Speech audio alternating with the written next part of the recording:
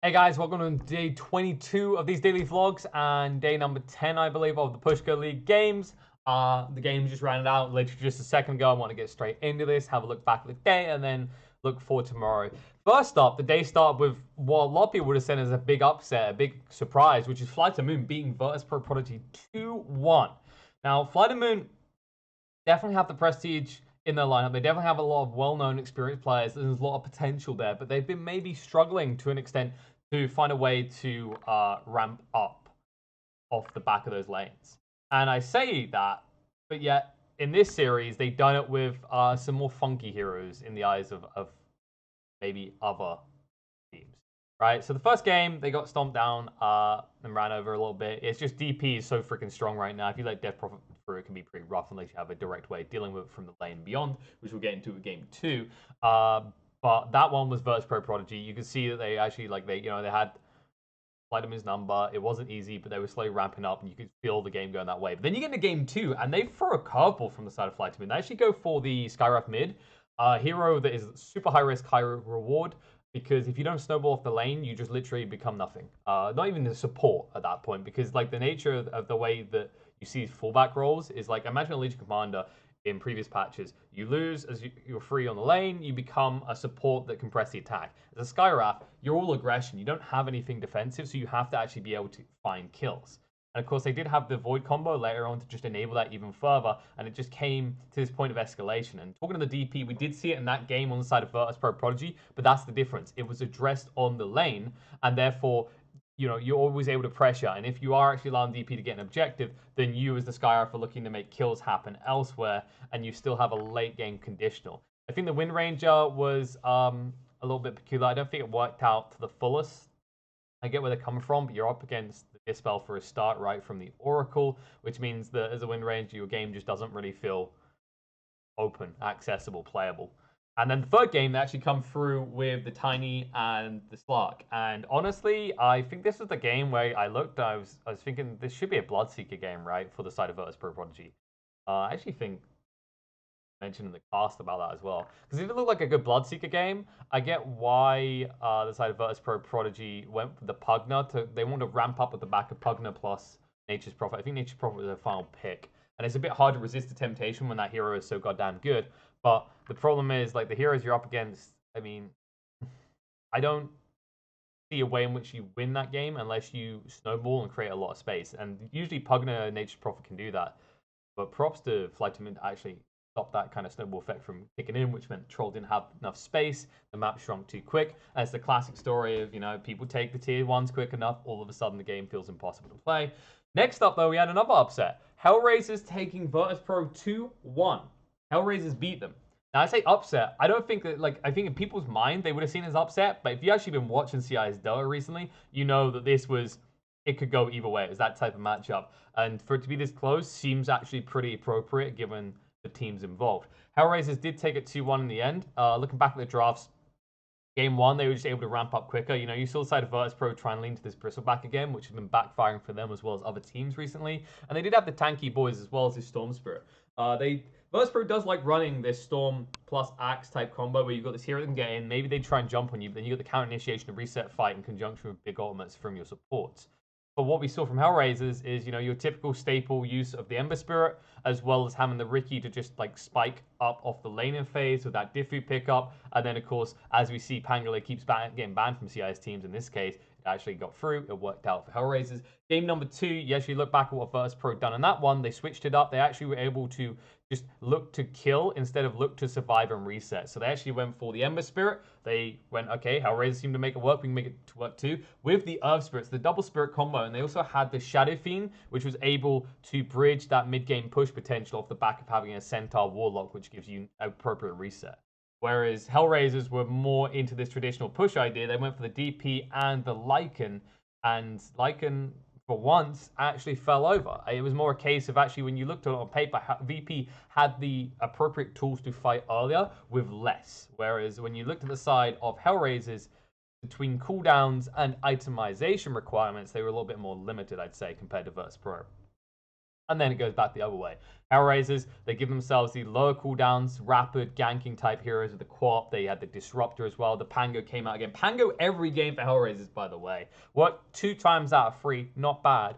And then they had the PL as the backup option, whereas Virtus Pro, they did go in for this Zeus, which is a hero that we haven't seen much, usually because it just requires 1 or 2 items. It needs extra mana to actually be functional, and we usually see the big target be the Ags, right? If you compare, like, Ricky versus Zeus in terms of like these heroes that require 1 item to really unlock themselves, Ags is more expensive. Zeus could be more easily pressured and doesn't dumpster his lane as easily as like Ricky. I know they play in different lanes, but I'm using the comparative for you to understand where these power spikes come in. And the double push for Virtus Pro didn't work. Ironically, just like it didn't work for Hellraiser. It's kind of funny watching one team pick DP Lycan and fail, and then the other team pick DP Lycan and fail, and be like, well, I don't know. I think Virtus Pro were kind of going for a let me teach you how you win with this combo, because these 2 heroes are broken, and it really did end up tripping them up. So Hellraiser's actually looking pretty hot right now. I don't know if I put them in a #1 spot in CIS. Yes, they did just beat VP, who are the #1 people, but I need to see them do it again. If they do it again, solidify that spot, Hellraiser's #1, VP, all of a sudden question marks in their head and all around. Flight to Moon definitely raised expectations for me a little bit. I think they still are going to fall victim to their reliance on Iceberg to pop off from the mid lane, and high tier teams are going to exploit that to the maximum, shut him down before it can become a problem, or make sure that they get the opportunity to counter him on the lane so it doesn't even get to problem stage. Final series of the day, we did have Secret versus OG. It's the game that just rounded up, and this was an awesome series, actually. Game 1 went the way of Secret. OG just got to a stage where the draft kind of fell over and just couldn't have the impact anymore. It seemed close for a while, but Secret just seemed to have better scaling as the game went on. This Kunkka pick really did bridge any gaps in the lineup, and with the Juggernaut to just cover the super late game scenario, it just became rougher and rougher for the side of Secret to fight back against that. OG to fight back against that, rather. So Secret, great done. And then OG, they strike straight back with game #2. They had mid-1 have to come in mid-series, because turns out Quinn had to go play with his Quincy Crew boys for mid-1. Oh, man, this boy stepped up. Damn.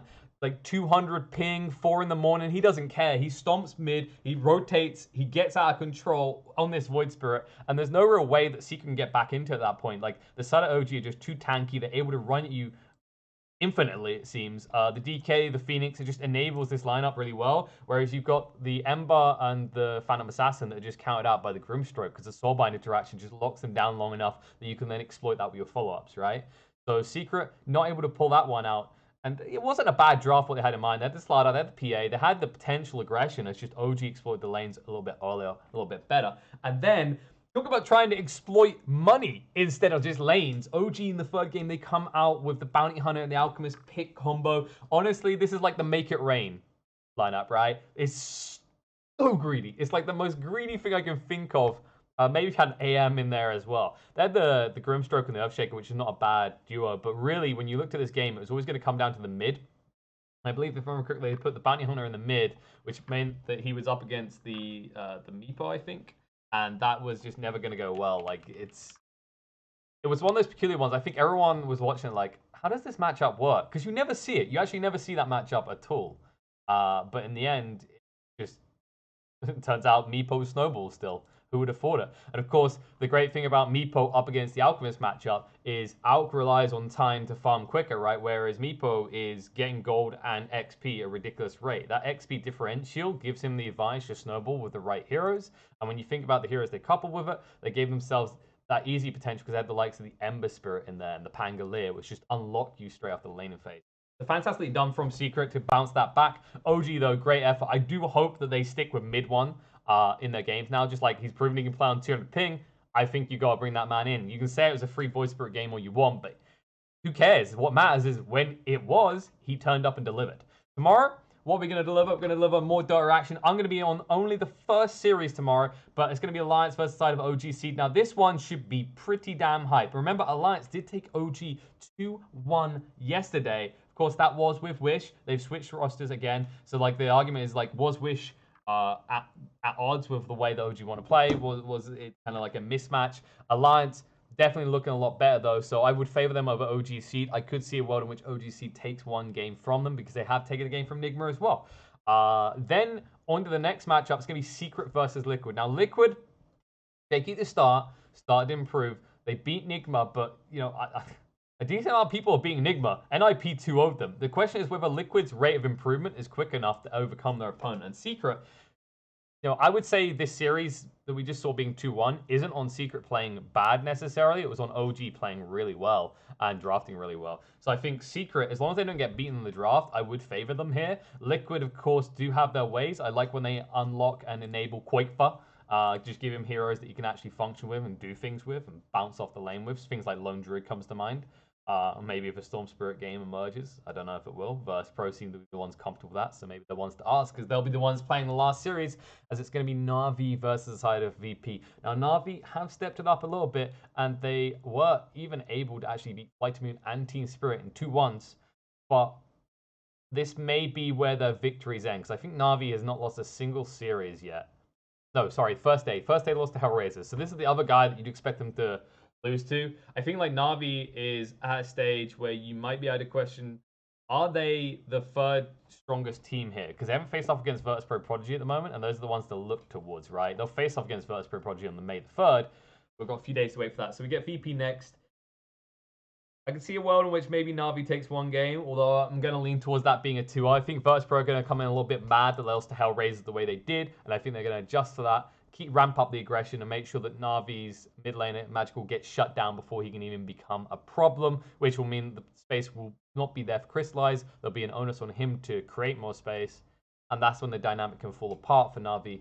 So Virtus Pro definitely 2-0 for that one. But that's it for today. As I said, I'm going to be in the morning. Only the first series I'm covering. Don't worry if you've been missing me on the panels, because I will be returning 4 days past that for quite a lot, actually, because after tomorrow, I'll be on for 2 series, and then the next day for 2 series. I might just ask them to switch up for 3 series if there's someone, because I noticed they got some shifts on hosts, because Banks is, you know, he has other work on the weekends, especially, so we interchange. I know a few people wondering what's been going on there.